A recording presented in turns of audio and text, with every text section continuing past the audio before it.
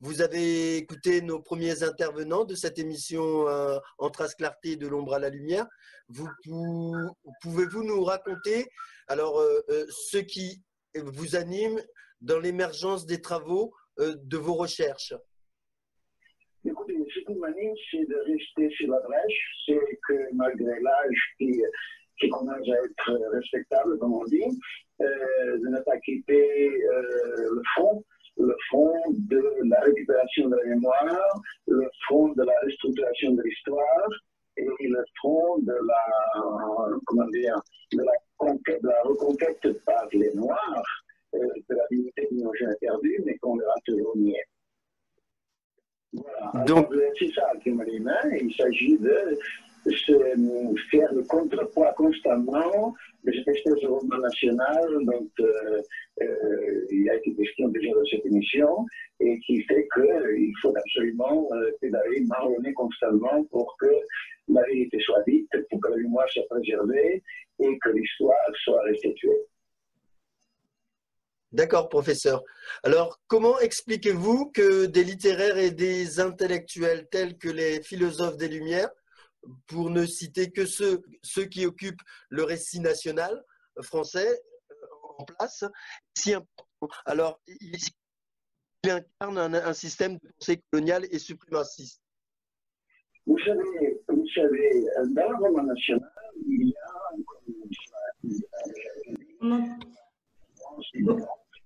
dans la science qui parle de lumière, il y a cette hiérarchisation des races, qui va se quelques il y a l'idée que... Professeur, alors, j'aurais une autre question parmi les intervenants. Alors, quel est le conseil que vous donnerez à la génération émergente ainsi qu'à nos aïeux? Ben, vous savez, la génération émergente, il n'a qu'à s'accrocher, hein, parce que on va partir d'un cas précis. Dans ce roman national dont on se plaint, la prépondérance des Blancs est évidente. Vous prenez par exemple l'actuel débat à propos de Colbert. Alors, Colbert est donc de Louis XIV et de Versailles et par conséquent des Codes Noirs. Le roman national prétend que le Code noir a subi l'esclavage, que grâce à Versailles, les très méchants négriers ont été tenus en laisse et on les a obligés à être un peu moins méchants, voire un peu gentils, et on passe son temps, encore une fois, à privilégier un langage que l'on invente de toutes pièces, un langage qui est celui de la préservation noire. Vous savez, lorsque Colbert écrit le Code noir, lorsque soit Louis XIV est sous suggestion de Colbert écrit le Code noir, il s'agit pour lui de mettre de l'ordre là où il y avait des ordres, de mettre l'État là où l'État n'était pas beaucoup, mais en réalité, ça donne quoi? Ça donne une formule. Ça donne quelque chose de très simple. Avec le Code noir, Colbert reconnaît, étatise, normalise, codifie, légalise, légitime, encadre, gère, protège et banalise l'esclavage. Ce qui veut dire que s'il y avait des questions dans la société française à propos de l'esclavage avant Colbert, grâce à la codification, il n'y en a plus. À ce moment-là, vous comprenez, ça donne quoi? Cela donne que Colbert, pendant un siècle et demi, grâce à Colbert, si vous voulez, et grâce à Colbert, pendant un siècle et demi, on a pu, en France, pratiquer ensemble l'esclavage en pleine sérénité juridique, en pleine sérénité morale et en toute vertu politique. C'était banal, c'était constant, c'était normal, c'était bien. Alors, aujourd'hui, le débat qui nous agite, comme vous savez, est celui de dire, mais enfin, Colbert arrange les affaires. Non. Grâce au Code noir, on peut naître esclave en France. La France éternelle sort le luxe, à l'époque de Colbert, de décréter que l'on peut naître esclave en France. Sort le luxe de pouvoir dire que l'esclave est un bien noble. Sort le luxe, vous savez, de dénigrer l'esclave, de lui concéder un statut de personne uniquement à des fins religieuses, pour qu'il soit obéissant, pour qu'il soit patient et pour qu'il mérite de parler. Mais en attendant, quand il sera ici-bas, son destin, c'est l'obéissance, c'est le travail, et c'est au sens propre, au sens de de crever à la tâche. Alors, vous comprenez,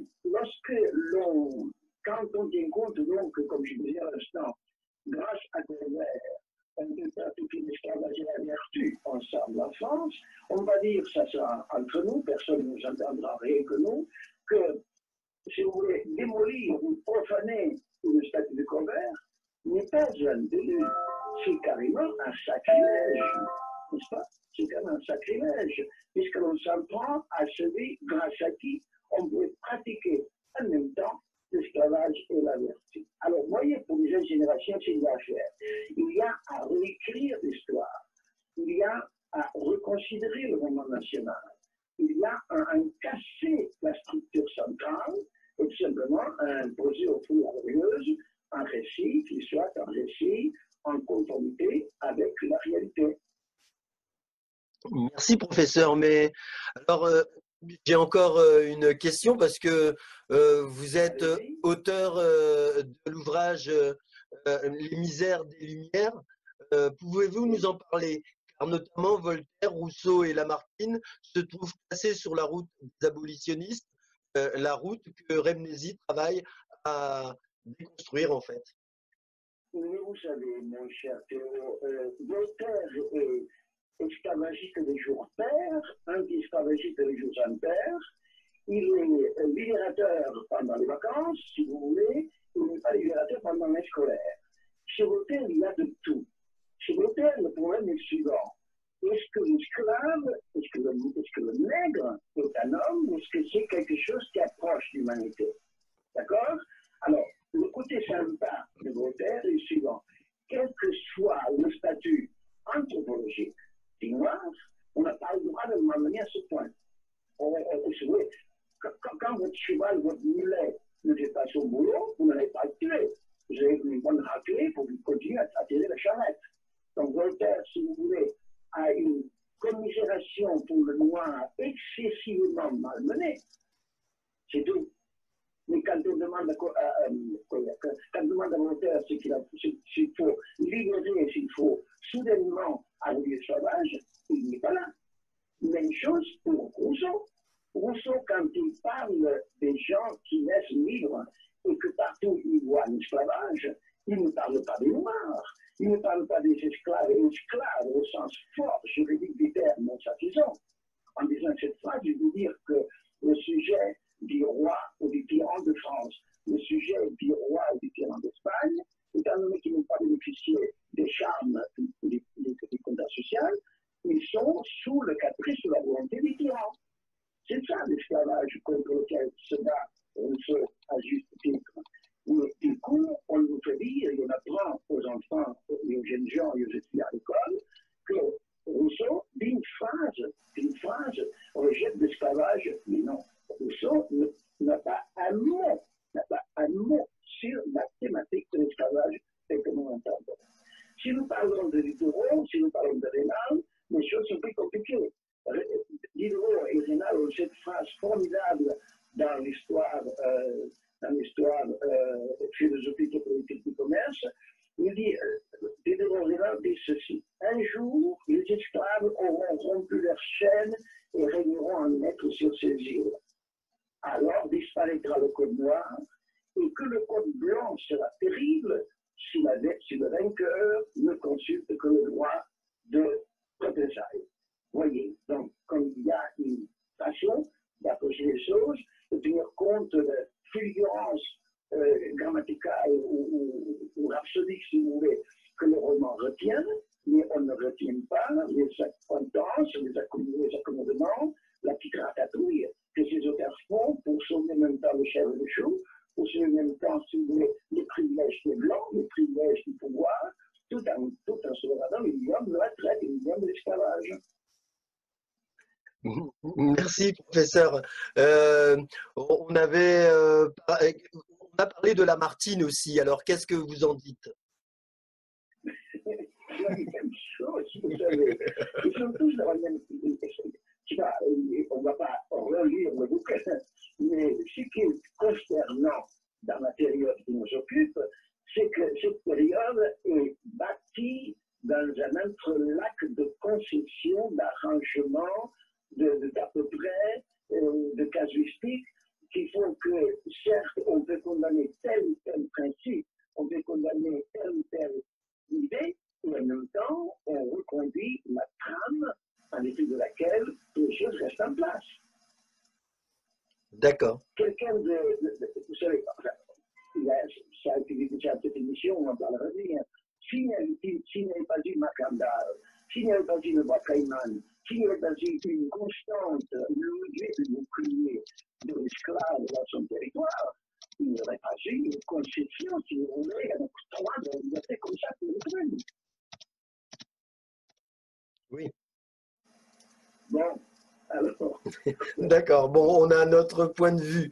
Alors, sur le projet et le programme Remnésie que met en place Madame. Non, mais c'est très bien. Écoutez, si l'on peut faire, s'il y a une route de l'esclave, s'il y a une route de souvenir, et si l'on peut corriger quelques étapes, en ajouter d'autres pour que les choses soient mieux écrites, mieux dites, mieux mémorées, et pour que la mémoire s'entire mieux, l'histoire s'entire mieux, tant mieux. Tant mieux, ça, c'est même mieux que ça, c'est nécessaire.